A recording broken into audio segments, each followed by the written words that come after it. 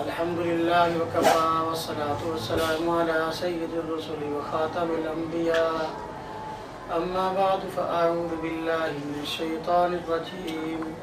بسم الله الرحمن الرحيم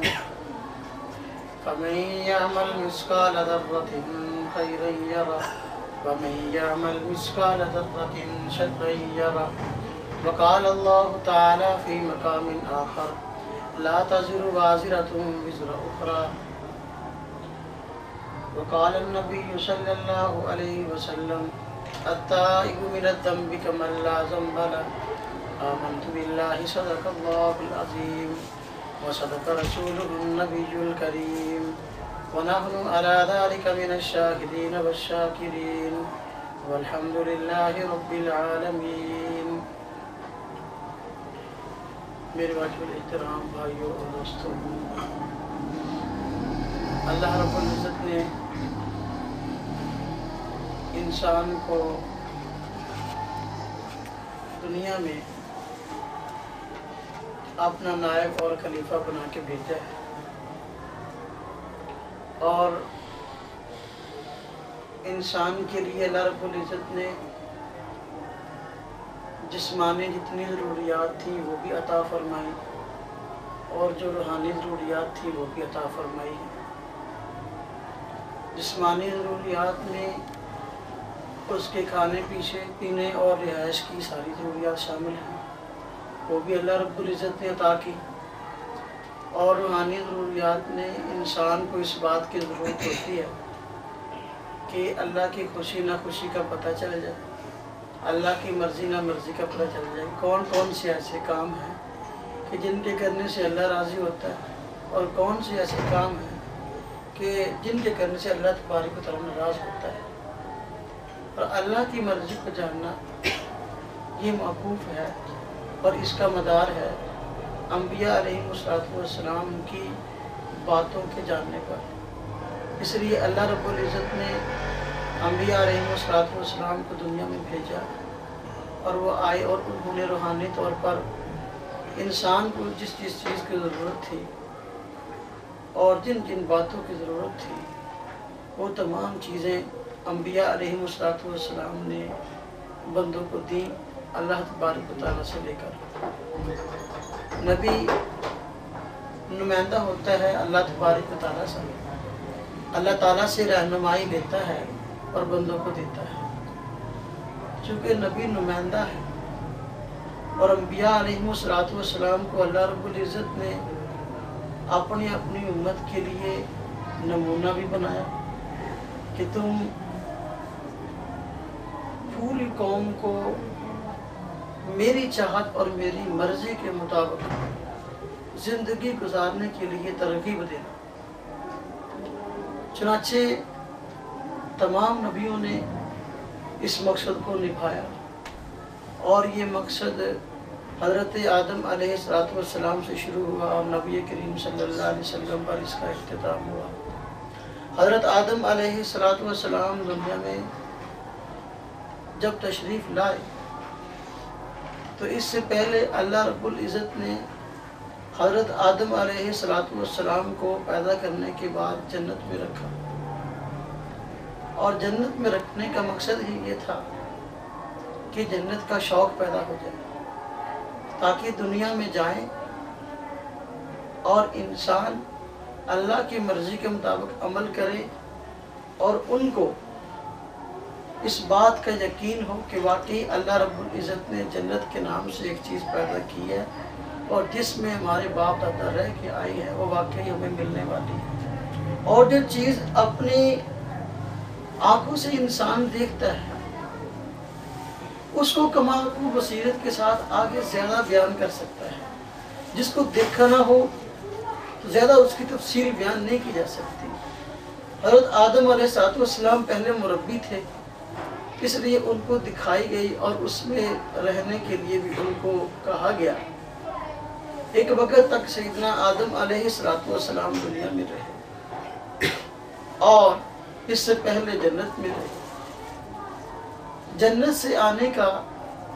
ایک ظاہری سبب بنا اور ایک حقیقی سبب تھا۔ ظاہری سبب تو یہ تھا کہ اللہ رب العزت نے جب آدم علیہ السلام کو پیدا کر کے جنت میں بھیجا اور جنت کی تمام چیزوں سے لطف اندوز ہونے کے لیے کہا، اور ایک ایسا درخت تھا کہ جس کے پھل کے کھانے سے منع کیا کہ اس درخت کا پھل آپ نے نہیں کھانا۔ آدم علیہ السلام سے بھول ہو گئی اور انہوں نے اس پھل کا درخت کھا لیا۔ اللہ رب العزت نے آدم علیہ السلام کے اس عمل کو ذکر کیا کہ فناسیہ، آدم علیہ السلام بھول گئے، ولم نجد لہ عزما، انہوں نے جان بوجھ کر یہ کام نہیں کیا تھا۔ اور آپ حضرات جانتے ہیں کہ جو کام جان بوجھ کر کیا جائے وہ گناہ شمار ہوتا ہے، اور جب بھول کر کیے جائے اسے گناہ نہیں کہتے، اور اس پہ عتاب اور سزا بھی نہیں ہوتی۔ روزے کی حالت میں ہم بھول کر کھانا کھا لیں، بھول کر پانی پی لیں، کوئی چیز کھا لیں تو گناہ نہیں، روزہ بھی برقرار رہتا ہے۔ اور اگر یہ پتہ ہو کہ ہمارا روزہ ہے اور روزے کی حالت میں ہم جان بوجھ کر پھر بھی کوئی چیز کھا لیں تو ظاہر بات ہے یہ معصیت ہے اور گناہ ہے، روزہ بھی ٹوٹ جاتا ہے اور پھر اس کی قضا بھی اور ساتھ کفارہ بھی ادا کرنا پڑتا ہے۔ تو آدم علیہ السلام نے جو ممنوع درخت کھایا ان سے بھول ہو گئی، انہوں نے اللہ رب العزت سے توبہ کی کہ اللہ معاف فرما دیجئے، تو اللہ رب العزت نے فتاب علیہ معاف کر دیا۔ انہ هو التواب الرحیم، اس لیے کہ اللہ رب العزت جو ہے ہی توبہ قبول کرنے والا اور رحم کرنے والا۔ بعض افراد ایسے ہیں کہ جنہوں نے اپنے مشن کی تکمیل کے لیے اور دنیا میں اپنے مشن کو پھیلانے کے لیے ایک آدھ مسئلے کو لے کر پوری دنیا میں فتنہ برپا کیا ہے، اور دنیا میں ایسے افراد کی کمی نہیں ہے۔ ان افراد میں سے ایک مذہب عیسوی کے نام سے ہے، اور جو اپنے آپ کو مسیحی حضرات کہتے ہیں، سیدنا عیسیٰ علیہ السلام کی اتباع کا دم بھرتے ہیں، لیکن حقیقت بات یہ ہے کہ سیدنا عیسیٰ علیہ السلام اور حضرت مسیح علیہ السلام کے ساتھ ان کا دور کا بھی واسطہ نہیں ہے، نہ ان کا استعمال کرتے ہیں اور تکمیل اپنے مشن کی کرتے ہیں۔ ان کا مشن یہ ہے کہ لوگوں کو بالکل بے دین بنا دیا جائے اور ان کا کوئی دین باقی نہ رہے۔ تمام انبیاء علیہ السلام جب دنیا سے چلے گئے تو ان کے جانے کے بعد ان کی کتابوں میں تحریف کر دی گئی، ان کی تعلیمات کو بگاڑ دیا گیا۔ سیدنا داؤد علیہ السلام دنیا سے گئے تو زبور میں تبدیلی ہو گئی، سیدنا موسیٰ علیہ السلام دنیا سے گئے تو تورات میں تبدیلی کر دی گئی۔ سیدنا عیسیٰ علیہ السلام جب اللہ تعالیٰ نے ان کو آسمان پہ اٹھایا تو بعد میں لوگوں نے اس میں بھی تبدیلی کر دی، اور انجیل کے نام سے مختلف طرح کی جو ہے وہ تحریریں جو ہے وہ عام ہو گئی اور لوگ ان کو انجیل سمجھنے لگے، وگرنہ حقیقی انجیل جو ہے وہ دنیا سے اب ناپید ہے۔ تو وہ نظریات جو سیدنا عیسیٰ علیہ السلام دے کر گئے تھے، ان نظریات کو بھلا کر ان لوگوں نے ان نظریات کو اپنا لیا کہ جن کا اللہ تبارک و تعالیٰ کی تعلیمات سے دور کا بھی واسطہ نہیں ہے، اور ان تعلیمات کے لیے بنیاد یہ بنائی کہ سیدنا آدم علیہ السلام کو اللہ رب العزت نے جب جنت میں رکھا اور کہا تھا کہ یہ ممنوع پھل نہ کھانا، انہوں نے کھا لیا، اور یہ کھانا بہت بڑا گناہ تھا، اور یہ اتنا بڑا گناہ تھا کہ اس سے پہلے کبھی کوئی گناہ ہوا نہیں تھا، یہ پہلا گناہ تھا، اتنا بڑا گناہ تھا، اللہ تعالیٰ کی اتنی بڑی نافرمانی کو دعوت دی، نعوذ باللہ، وہ کہتے ہیں کہ یہ نافرمانی ان کی اولاد میں بھی چل پڑی، اور ساری اولاد جو ہے موروثی طور پر یعنی وراثت میں اس گناہ میں حصے دار چلتی آئی،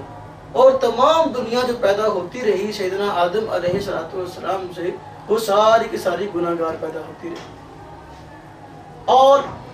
اس کے لیے انہوں نے پھر ایک نظریہ یہ اپنایا کہ جب یہ ساری دنیا گناہگار تھی، کہتے ہیں کہ جی اللہ تعالیٰ توبہ سے گناہ معاف نہیں کرتا، بلکہ اللہ تبارک و تعالیٰ تو عادل ہے، اگر ایک آدمی نے جرم کیا ہے اس کو معاف کر دے تو اس کے عدل کے خلاف ہے، اس لیے وہ سزا دیتا ہے۔ اور اس کی دوسری صفت جو ہے وہ رحمت والی بھی ہے، رحیم بھی ہے، اور وہ چاہتا ہے کسی نہ کسی طریقے سے یہ انسانیت سے سارے کا سارا گناہ دھو دے۔ لیکن یہ سارے انسان ایسے ہیں کہ یہ اپنے گناہوں کو خود معاف نہیں کروا سکتے، اس لیے اللہ رب العزت کی صفت رحمت جو ہے وہ جوش میں آئی، اور انہوں نے اپنے بیٹے حضرت عیسیٰ علیہ السلام کو دنیا میں بھیجا، اور وہ آئے اور پھر یہودیوں کے ہاتھوں تکلیفیں اٹھا کر سولی پہ چڑھ گئے، اور ان کو سولی دیا گیا۔ جب ان کو سولی دیا گیا، انہوں نے قربانی دی تو یہ ہمارے گناہوں کا کفارہ بن گیا۔ یہ انہوں نے مختصر طور پر جو ہے یہ نظریہ قائم کیا، اسی پہ آج کے دور کی جو مسیحیت ہے اس کی بنیاد ہے۔ اور وہ کہتے ہیں سیدنا آدم علیہ السلام کی اولاد میں سے حضرت مسیح نہیں، اس لیے وہ قربانی انہوں نے جو دی ہے ان کی قربانی بھی قبول ہو گئی اور ان کا فدیہ قبول ہو گیا۔ سیدنا آدم علیہ السلام کو جب اللہ رب العزت نے پیدا کرنے کا ارادہ کیا، قرآن کریم نے بھی یہ بات ارشاد فرمائی ہے، اور بائبل سے بھی اس بات کی تصدیق ہوتی ہے کہ اللہ رب العزت نے فرشتوں کے سامنے تذکرہ کیا ہے، انی جاعل فی الارض خلیفہ، کہ میں زمین میں اپنا ایک نائب بنانا چاہتا ہوں۔